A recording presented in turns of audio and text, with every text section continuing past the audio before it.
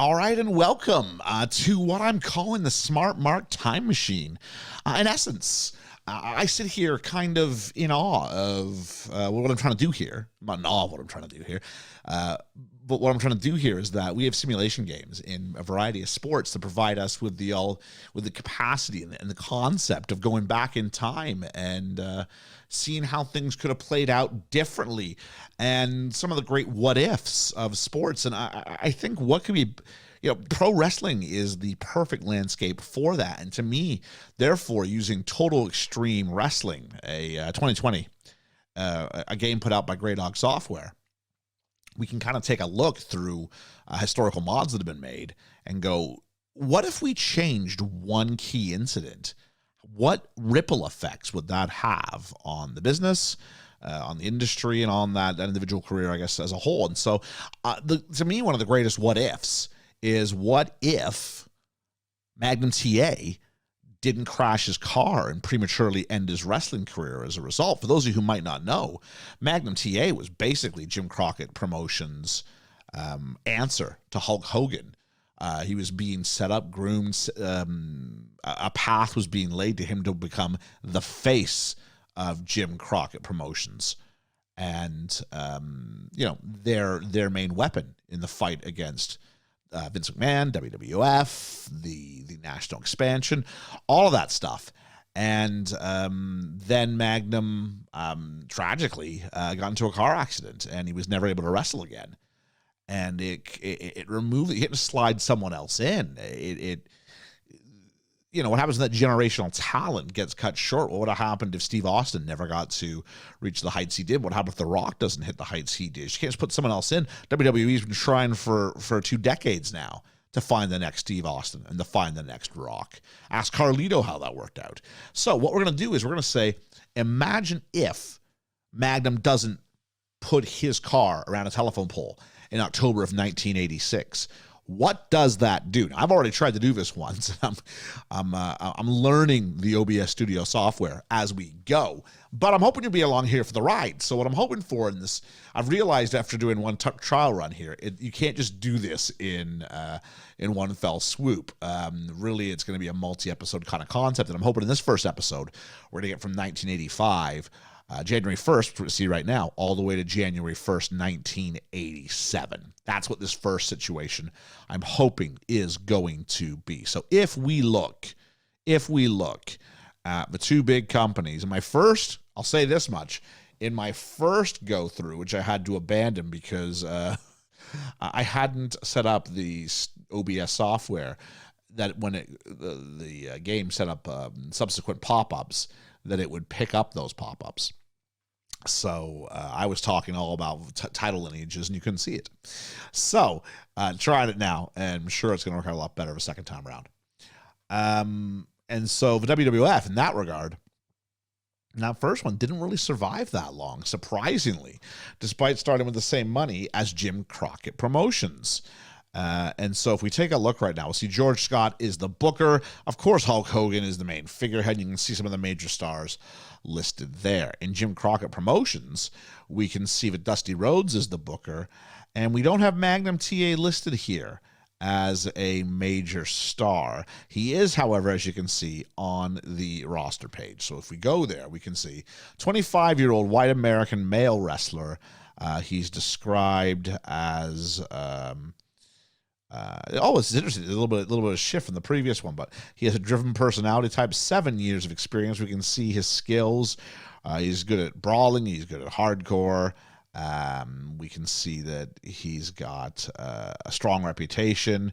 He's strong on the mic. He's a good actor, and then he's got all the basics down. So this guy should just need the right career planning, long-term booking, and he should be an absolute star. So the real life action happened, as we said, in October of 1986. So what I'm going to do, for as long as it'll let me anyway, is we'll jump ahead to WrestleMania every year, Starrcade, and then January 1st, where it lays out kind of like the PWI 500, but it doesn't call it the PWI 500. It calls it the Power 500, but we know what it is. And those are some nice metrics to kind of get us along. Now, this is the days of the National Wrestling Alliance, so In my first trial run, that bounced around crazily with some names you would not expect holding the title. We will see if fake history repeats itself as we go through this. So, first step is to jump ahead to WrestleMania. So I'm going to go ahead to April, the first Monday in April. And we're going to see how that works out for Vince McMahon and company. So we'll catch you when that's all simmed up. All right. In a previous attempt, WWF ran a very, very small venue for WrestleMania. Not the case this time.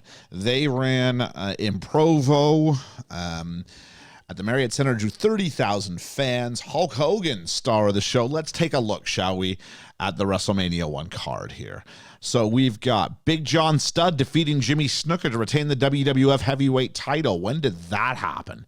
Andre the Giant defeated Paul Orndorff. Hogan defeated Cowboy Bob. Tito defeated Greg Valentine. Anything else of note? Not really, I think.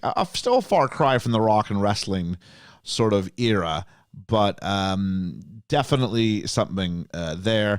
So let's take a look. New champion WWF, Tito Santana defeats Greg Valentine, and that's interesting. Let's take a look at how things are doing in for our boy here, shall we? Let's take a look at Magnum and see how he's doing. There he is, and we've got title history. Anything to write home about right now? Nothing going on here. It seems that his match history, if we bring that up, green, a lot of green. So he's having decent matches. I don't know if he's having great matches. He's doing a lot of six-man tags with Tommy Rich, with Ron Garvin, with Ric Flair. It's a good sign, but again, the NWA seems to be afraid of having its title defended with Jim Crockett Promotions, which is problematic for us, I suppose, in what we're doing here. But we take a little Wrestling Federation. They're $2.5 million in the red. That's not good. I sort of explained what happened previously in the other situation, so hopefully they can figure that out. Jim Crockett Promotions is in the black nicely, so hopefully things will be all right. Titles in Jim Crockett Promotions: the Barbarians, the U.S. champion. We have the Russians as the six-men champs. Dusty Rhodes and Manny Fernandez, kind of an odd couple tag team there, as the World Tag Team champs. And the television champion is Tully Blanchard. So that's kind of where things are looking there. I guess now it's on to Starrcade. Here we go, NWA Starrcade. Went really, really well. 10,000 fans, roughly. 9,000, drawn to the DC Armory. Performance of the night belongs to Tully Blanchard. Let's have a look specifically at what we've got here. So the main event, Tully Blanchard defeats Dusty Rhodes. King Kong Bundy over at JCP defeats Paul Jones in a dog collar match. Now, by this point, King Kong Bundy was still in WWE, or WWF. He made events WrestleMania 2 with Hogan, and he was at WrestleMania 1 with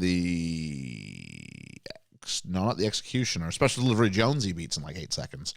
So there we go there. But we're looking for Magnum T.A.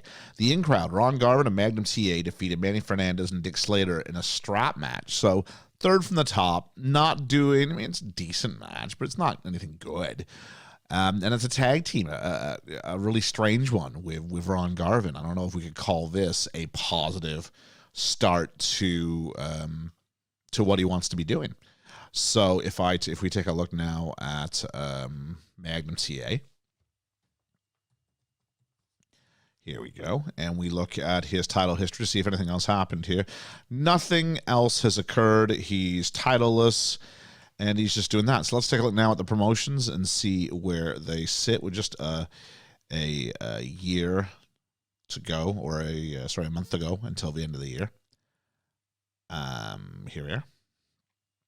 We can see the World Wrestling Federation is bleeding money, minus 11 million. I don't know what's causing it to just bleed.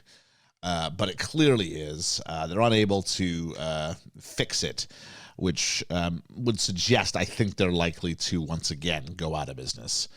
Must be something in the but we'll go ahead and we'll run with that. So, let's call this WrestleMania didn't pay off, I suppose. But George Scott, still the booker, but it's not going well. Meanwhile, though, in Jim Crockett Promotions, we've got Dusty Rhodes still as the booker, and it's going well. They've more than doubled their money, so something's going on here with contracts or with something, and they're just not able to course correct, I suppose, in that. So if we now take a look at the titles really quickly, the United States Heavyweight Championship is King Kong Bundy.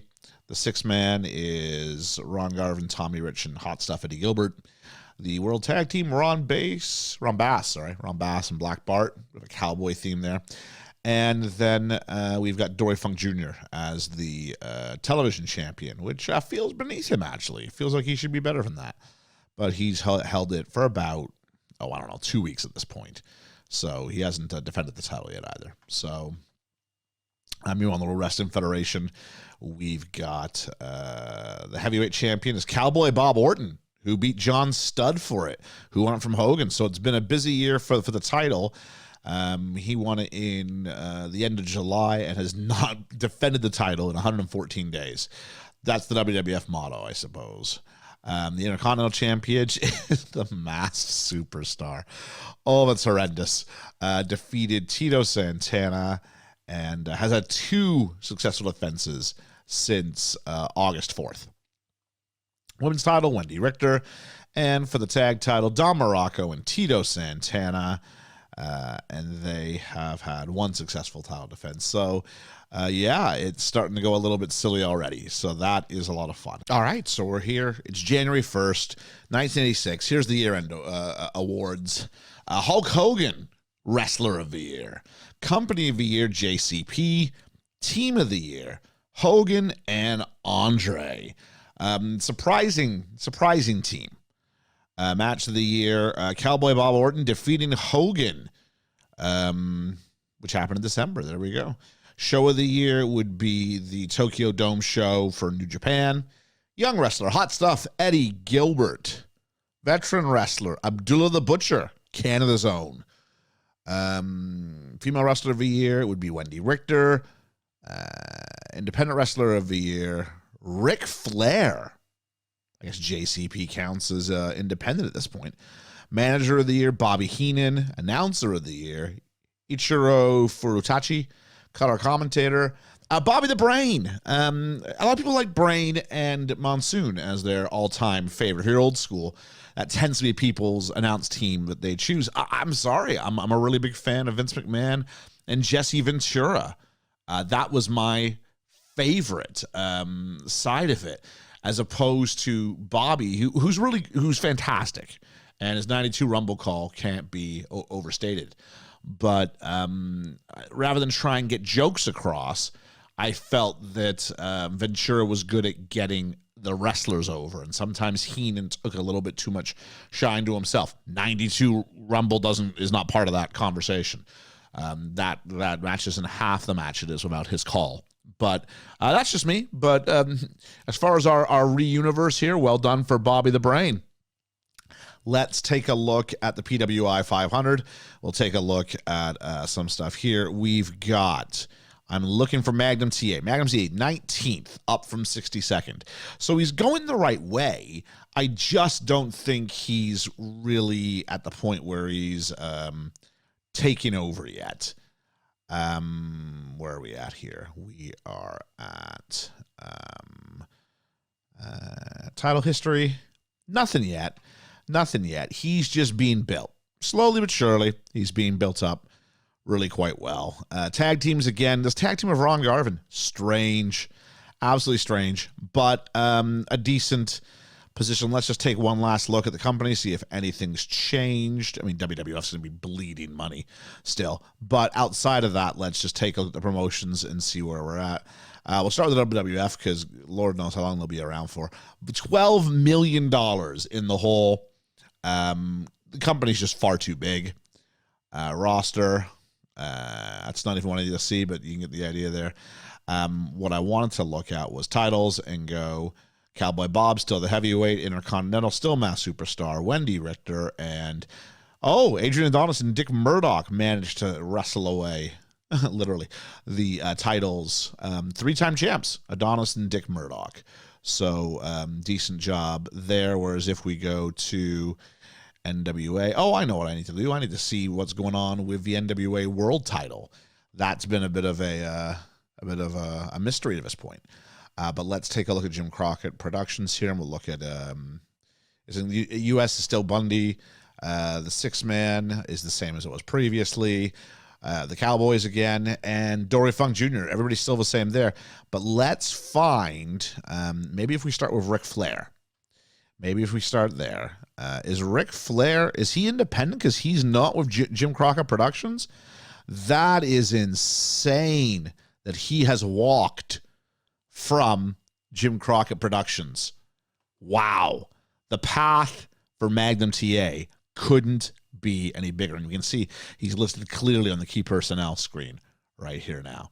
So I'm going to go to workers here and see if we can find out. Like, Ric Flair's a touring champion, but he's kind of always had a home at Jim Crockett Promotions. So let's see what we do here if I go Flair. And we'll do a little bit of an assess and see how far this is bounced. He's not currently working anywhere. Title history, world heavyweight title number. He was till January of '85. He was the champion. So he did start as our champion, but I don't know where he finished. So let's take a look now at January and see where exactly he got finished up with the NWA championship. Who's taking it off him? It would be man, he wrestled a lot in January. It would be, I'm looking for the word that says title. Here it is, Tatsumi Fujinami at the Tokyo Dome show. So I need to look for Fujinami. Wow, that's big. Tatsumi Fujinami. Let's take a look at him now. Okay, title history. He is the present champion. He's made 67 defenses of this belt. Tatsumi Fujinami, all over Japan, or where is he defending this belt? Most recently, Christmas Star Wars, which was literally, I think, New Year's Eve, defeated Terry Gordy in an I Quit match to retain the title. So Fujinami is defending the belt. Wow, I did not see that coming. So that's where we're at the start of 1986. All right, we're back now at WrestleMania 2 with the news that, got to go with Hogan must pose, right? So Hulk Hogan is the new WWF champion, having defeated Cowboy Bob Orton in the main event. Second time he's held the belt. Hogan Orton sounds better than Hogan Bundy, if I'm being honest. So there we are there. Looking just for the results. Here we are. Andre defeats David Schultz. Big John Studd defeats Bob Backlund in what had to be the match of the night. Very interesting. The Backlund's back. Tito Santana reclaims the Intercontinental title. So that's a WrestleMania tradition, is Tito holding the IC, regaining the IC. Public Enemy defeated the North-South Connection for the WWF World Tag Team titles. The Public Enemy in the WWF WrestleMania 2. He-Man and the Dream Team defeated. We got some liberties being taken place here, but it's just the undercard. Iron Sheik and Nikolai Volkov, the Extinction Agency, and as we go down, we see what else occurred in that time. If we take a look now, just to be clear as to what's happening in the main companies, we're going to see, I'm sure, WWF is bleeding money. Bleeding money. If we go back here, maybe it'll tell us what the 44,000 fans. So that is a win. That's absolutely a win. So hopefully that means something. The Public Enemy. That's a picture of Hillbilly Jim. So I don't know who the Public Enemy are. Maybe I should take a look at this and we can figure that out, because that feels surprising. It does. Let's have a look, shall we? So if we go to the companies, and then we look at WWF, who are bleeding money, down $13 million. That's after a successful WrestleMania 2. So let's look at the tag teams, shall we? If we can look at the tag teams. For tag teams. Oh, I can look at that. Here we go. The Public Enemy are. Oh, it's the name for Tony Atlas and Hillbilly Jim. Well, I guess they got there first now. So they are the World Tag Team Champions. There we are. Let's take a look at Jim Crockett Promotions, and we can see that our guy Magnum T.A. He's dropped a bit. He's dropped a bit, but he's still on the list of the important guys. The title situation in JCP. Manny Fernandez is the United States Heavyweight Champion. The tag team champions are the Cowboys, Ron Bass and Black Bart. The television champion, King Kong Bundy. That's interesting. And the six-man tag teams are the Cowboys and Mike Rotunda. So there's a lot of gold for Ron Bass and Black Bart. Looking back at the WWF, just to make sure we have clarity, we got Hulk Hogan in the big seat. We know we have TEW here, the women's title, Velvet McIntyre, and then Hillbilly Jim and Tony Atlas, also known as the Public Enemy. What a world. Let's see if we can't find Tatsumi Fujinami and see if he's still rocking the NWA World's Heavyweight Championship, shall we? He dropped it in February after 75 defenses, but dropped it to who? Who? I hear you asking. And I hear me asking through my headphones. So who in February to retain. Oh, I accidentally hit a button I didn't want to. Let's go back there. Tully Blanchard defeated Tatsumi Fujinami in a strap match. So, has it come home? Is Tully Blanchard of JCP the new NWA? Remains the new champion? Let's have a look. Crockett Promotions. Tully Blanchard, he's at the top. He's a major star. Let's have a look. He is the NWA World's Heavyweight Champion. That is good. If we look at match history, is it being defended in JCP? It looks like it is. It looks like it just might be. So hopefully that is a good sign. So Tully Blanchard is the guy here today. So we're going to go ahead and jump ahead to Starrcade. So a lot's going to change by then. If I had to be a predicting man, I would say the World Wrestling Federation is about to be done. They are 13 million in the red. I don't know how long we can keep going at this rate. I don't care if they are ranked first in the world. They are done, I think. Jim Crockett Promotions might be the biggest American group at the time that we hit our next window. Let's have a look there. We'll book it up and we'll catch you at that time. All right, now we're here in December, having just done Starrcade. And we can see that it drew 9,746 fans, and it was an excellent show. And Magnum T.A.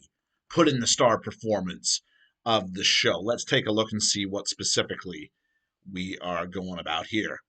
We've got Magnum T.A. in the main event with Dory Funk Jr. defeating the Long Riders to retain the tag team title. So there we go. We got tag team belts going on here. We do see that Terry Gordy apparently is the NWA World Heavyweight Champion, defeating King Kong Bundy, just slightly around mid-card, really. Tully Blanchard v. Carlos Colon. So some interesting things. Let's take a look and see, does the WWF still exist, shall we? Let's have some fun with that. So, I always hit the wrong button for that, but let's take a look here. The WWF does exist. They are 20 million in the red.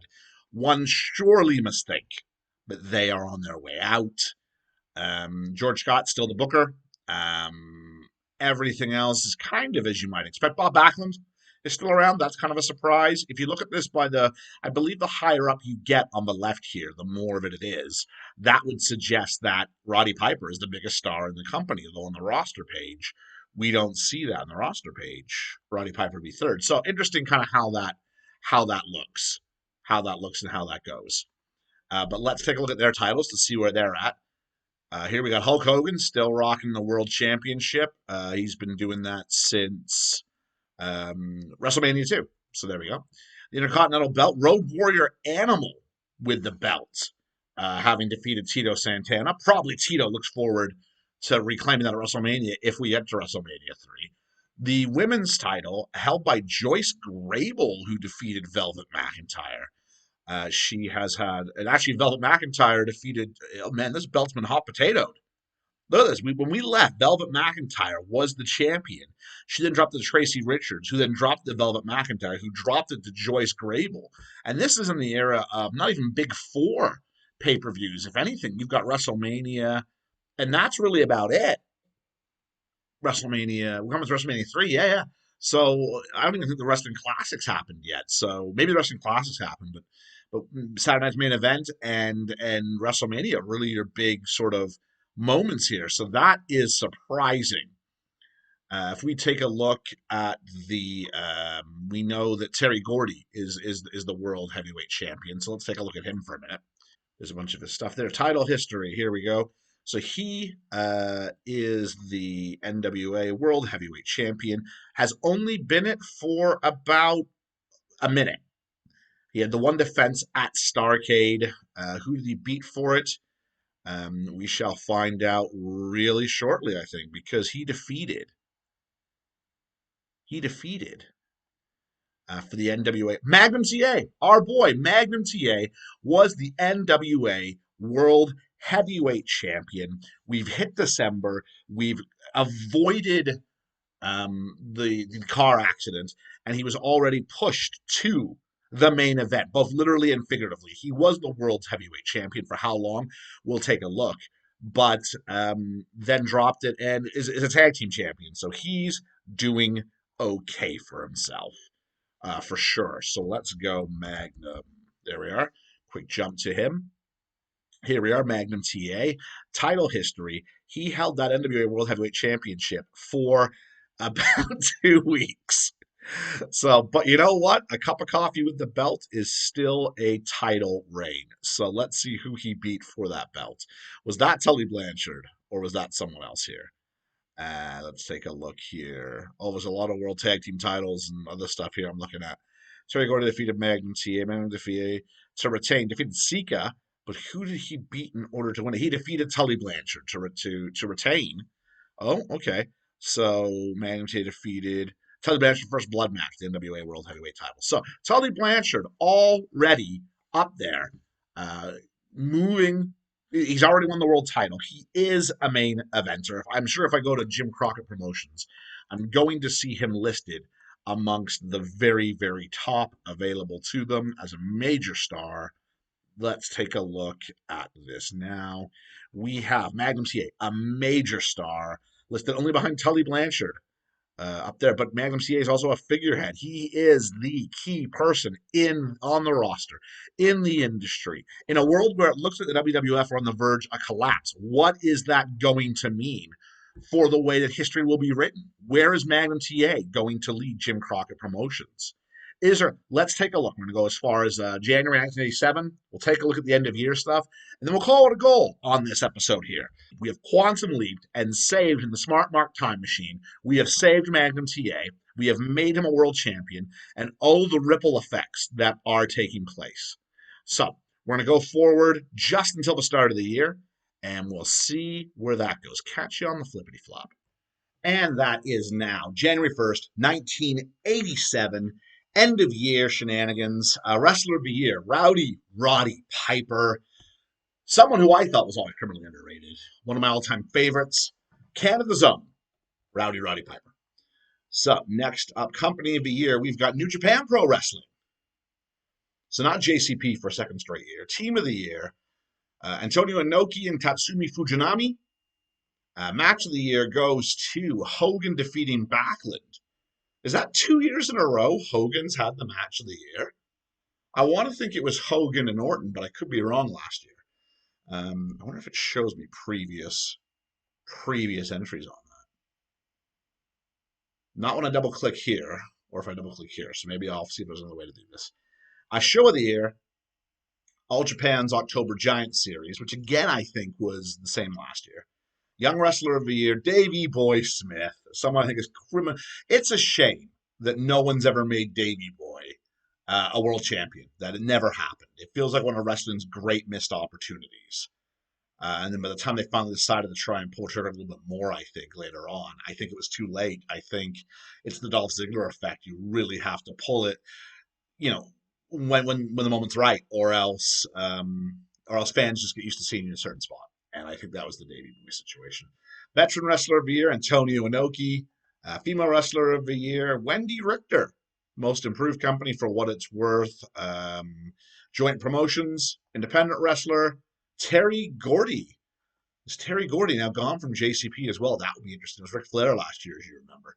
Manager of the Year, Nick Bockwinkel, not Bobby Heenan. Announcer of the Year, Kent Walton. I'm not familiar who Kent Walton is, so there's something there. Let's take a look. Maybe we can find out something about Kent Walton here. Kent Walton is working for Joint Promotions in the UK. So there we go. And color commentator of the year, Jesse Ventura, my favorite. So giddy up on that. Let's take a look at a few things on the closing before we get out of here. Let's take a look at the companies. Is the WWF still in business? And the answer to that is yes, they are. They are $21 million in debt, but they are still in existence. They are still extending deals. That feels like a giant mistake. That's a shame that I think they're going to be gone before WrestleMania 3. I really do. But let's look at their titles, shall we? We've got the world champion, still Hulk Hogan. The Intercontinental champion, still Road Warrior Animal. Joyce Grable, still there. And, the Dream Team, Brutus Beefcake, Greg Valentine. Defeat, this has been a little bit of a hot potato as well. We went from Hillbilly Jim and Tony Atlas, if you remember, the Public Enemy, as it was called, which feels completely the wrong name for them, to Nikolai Volkov and Dino Bravo, to Brutus Beefcake and Greg Valentine, the Dream Team. So I always liked that Valentine and Beefcake as the Dream Team. So in the comments, who's your favorite 1980s sort of forgotten tag team? Let me know who's yours. I'm going to go with, I also liked Volkov and the Sheik a lot. I thought they were fantastic in that role. So, but who is your forgotten 1980s tag team? Let me know in the comments. If we look at joint Jim Crockett Promotions on the way out here, we'll look at their titles. We'll see that the United States Heavyweight Champion, Steve Armstrong, the Six Man, Sergeant Slaughter, Don Kernodle, and Sam Houston. There's a motley crew. The Tag Team Champions are still Magnum T.A. and Dory Funk Jr., and the Television Champion is Dory Funk Jr. Now, the question is, do I remember who is I think Terry Gordy was the, I'm sure Terry Gordy was the NWA World's Heavyweight Champion. Let's see if we can find that before we get out of here. Michael Terry Gordy, are you still champion of the world? I mean, talk about, Magnum T.A. doing better than predicted. I mean, Terry Gordy is NWA World's Heavyweight Champion. That's something. And he is currently the NWA World's Heavyweight Champion, and of course the Florida Tag Team, which was there last time. I didn't comment on it, but it was there. So that's really quite. So that's just about where we're going to leave stuff. I do want to think about the PWI 500, the Power 500, before we call it a day. So we know Roddy Piper will be number 1. Bob Orton Jr. 2, Hulk Hogan 3, John Studd 4, Tully 5, Antonio 6. But as we go down, Magnum T.A. 9, up from 19. He is a top 10 wrestler. Is he the top rated in JCP? I think he is. Oh, Tully Blanchard. Sorry, I was wrong there. Tully Blanchard. But Big John Studd, wow, that's huge. Hulk Hogan, Bob Orton Jr., Roddy Piper, as they're trying to make their way towards WrestleMania 3. Are Hogan and Andre still a unit? Andre is listed as 8th. He's, according to what I'm seeing here, he seems to still be fighting. He seems to still be on the babyface side of the roster. So we'll see. But I think that's going to wrap it up. So let's leave it there. Magnum T.A. So that's episode 1. Where do you think Magnum's going to head up? What do you think he's going to move out at WWF? That's my prediction anyway. no WWF, who's going to, what do you do with all that talent? Where do people go? Who's going to pop up to sort of fill that void? It'll be really interesting. Who else should I be going back and looking at? I've got lots of ideas, but who else should I be going back with the Smart Mark time machine and sort of seeing if we can quantum leap ourselves into a better situation? And if we could save someone from themselves, how would their career have been different? Let me know in the comments. Um, I'm having a good time. So as long as people are willing to have a good time back in return, I think there's some stuff here. So that's it. I mean, all that good stuff that I've heard on the other end of the screen forever. You know, give it a like, help with some sort of an algorithm. Hopefully, this can find an audience. And that's it for episode 1. And we'll catch you next time for episode 2. We'll catch you on the flippity flop.